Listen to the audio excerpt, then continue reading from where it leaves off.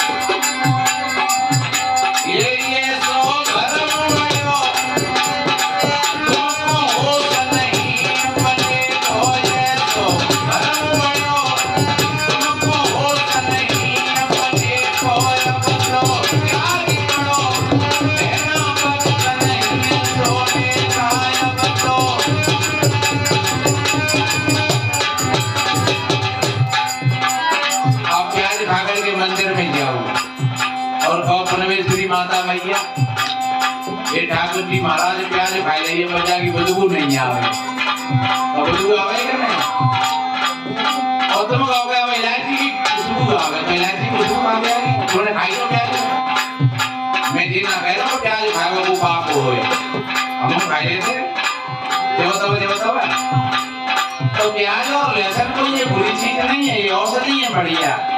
पर वो ये बात कही है कि अगर अपने खेत में आपने बबूल का पौधा लगाया है और तुम सदा देवी देवता ने सुने रहो कि परमेश्वरी मैंने बबूल का पौधा लगाया था वो वजह में आम लगे आवे तो आम लगे उसमें आम नहीं लगे। इसलिए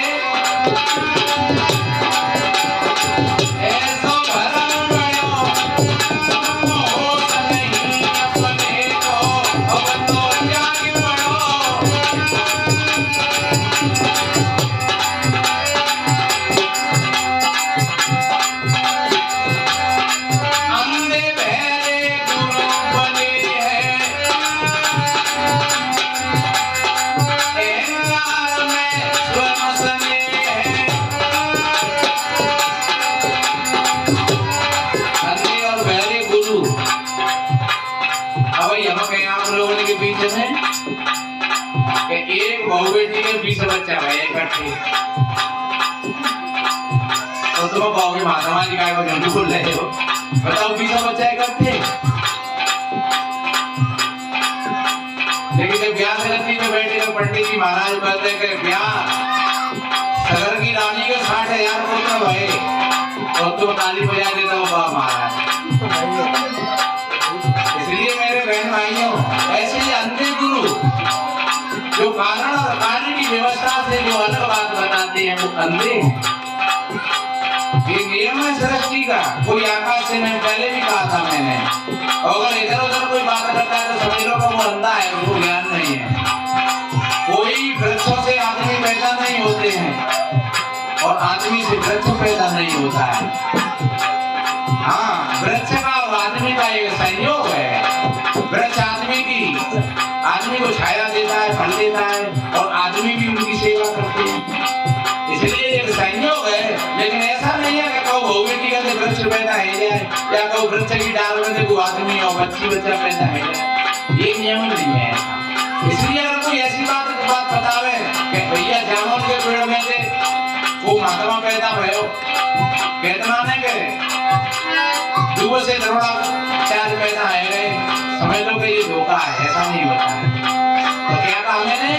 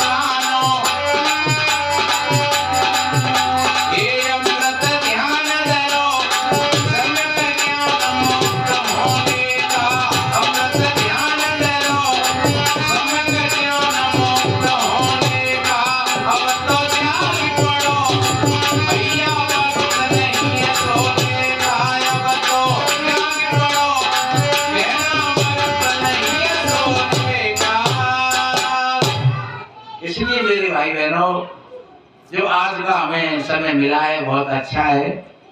जितनी बातें आपने सुनी है इनको आप अपने जीवन में जरूर धारण करना, और आप थोड़ी सी भी बातों को अगर अपने जीवन में धारण कर लोगे आपका जीवन अच्छा बनेगा, सुंदर बनेगा। बताते हैं एक किसी मूर्तिकार ने 3 मूर्ति बनाई और 3 मूर्तियों को बना करके जब वो मेला में ले गया तो ग्राहक आए और ग्राहकों ने कीमत पूछी तो उसने बताया कि ये मूर्ति है पहली वाली 100 रुपया की और दूसरी मूर्ति है 200 रुपया की और तीसरी मूर्ति है 300 रुपया की। बोले भैया जिनमें बराबर मिट्टी लगी है, बराबर रंग रोगन लगो है, बराबर तेने मेहनत करी है, तो फिर पैसे में इतना भेद क्यों है? बोले तुम नहीं जानते हो, मैं बताऊंगा। उसने एक मूर्ति को लेकर के उसके कान में पानी डाला तो इधर से डाला और इधर में निकल गया। बोले भैया ये 100 रुपया की है, इधर से डालो पानी और इधर निकल गया। बोले 100 रुपया की है। और दूसरी मूर्ति के कान में डालो और वो मुंह के माध्यम से निकल गया। बोले जी 200 रुपया की है। और तीसरी मूर्ति के कान में डाला और पेट में चला गया। बोले जी 300 रुपया। और तुम विचार कर लो के रुपया आते हैं 100 रुपया आए हैं कि 200 रुपया आए हैं कि 300 रुपया आए हैं। चलो सत्संग में बैठे 3-4 घंटा थे तो 100 रुपया तो ही है तैयार, चाहे भले ही इतने सुन गए तो निकाल दे, शायद आज नहीं तो कल पेट में चला जाए। और वो 200 रुपया के जो सुनाता तो सही कि देखो बाबा जी ने कितनी बातें सुनाई और फिर आपने सत्संग दोहरा दिया, अपने मुंह से कानों से सुना और मुंह से दोहरा दिया। आप 200 रुपया के हो गए और आपने सुन करके भीतर पचा लिया तो आप 300 रुपया के हो गए। तो मेरे भाई बहनों ये संतों की वाणी है, हमारा कुछ नहीं है। हम तो केवल एक भक्त की चपरासी हैं। जैसे कहो कि ब्याह ना होती ब्याह और ब्याह हो खर्चो हो कोई भी कार्य हो तो बामे माल तो तुम धनी को हो तो है, पर पड़ोस भैया पड़ोस करने वाले भी अड़ोसी पड़ोसी होते हैं। क्या भैया खूब पड़ोसी और कमी नहीं पड़ जाए कौ चीज की। धनी कहता है कौ चीज की कमी नहीं पड़ जाए तो भी खूब पसंद है, दे भैया। और कोई पड़ोसी वाले ऐसे होते हैं कि और एक पूरी और लड्डू ज्यादा खवाया। काफी पसंद ऐसे होता है कि पूरी लड्डू के चले जाते थे तक हुए नाने। और काफी नहीं भैया एक तो चलेगा, नहीं भैया जी एक ले लीजिए बर्फ की लड्डू ले लीजिए, आओ भैया रखे। तो हम तो भैया बिन में थे पड़ोस करने वाले में थे ये माल तो है गुरु महाराज को और हम तो परोस कर रहे हैं, आप लोग खाने वाले हैं। और ये ध्यान रखो खाने वालों का परोसने वाला नौकर होता है। खाने वाले का परोसने वाला नौकर होता है। आप सोच रहे हो महाराज नौकर तो पैसा मिलते मेरे का पैसा मिलते चलो तो नौकर रहते वह सेवक मान ले तो खाने वाला स्वामी हो गया, परोसने वाला सेवक हो गया। तो सेवक और स्वामी वहां दोनों की बात चल रही है। तो मेरे भाई बहनों आप स्वामी हो और हम आपके वो सेवक। आप कौन हो? आप स्वामी हो खाने वाले और हम सेवक हैं परोसने वाले। तो परोसने वाले कहते हैं और ले लो थोड़ा सा और ले लो। आप सोच रहे हो बाबा वंदना ने हरे होते रह गई पर बात ये है नहीं कि भाई अब कहते तो जीव कहते हो कह रहे तुम बहुते रह गई तुम जे अभी जिगे ना हो तुम हटियाओ नहीं तो जो कहे भैया तो तेव का माल भर को जाए माल को और तू पसे भी तो ठाड़ो है। अरे तू पसे में ठाड़ा तो तू तो परवश है और भैया हमारा तो पेट बचाओ तो वहां बढ़िया खड़े हो जाए। तो मेरे भाई बहनों इसलिए परोसने वाले का बराबर दायित्व तो बनता है कि जब तक खाने वाले लोग खाते रहते हैं और परोसने वाले परोसते रहते हैं। और एक बात ध्यान रखो कि खाने वाले की जब गलती होती है कब जब या तो ज्यादा खा जाए और या फिर पत्तल में छोड़ जाए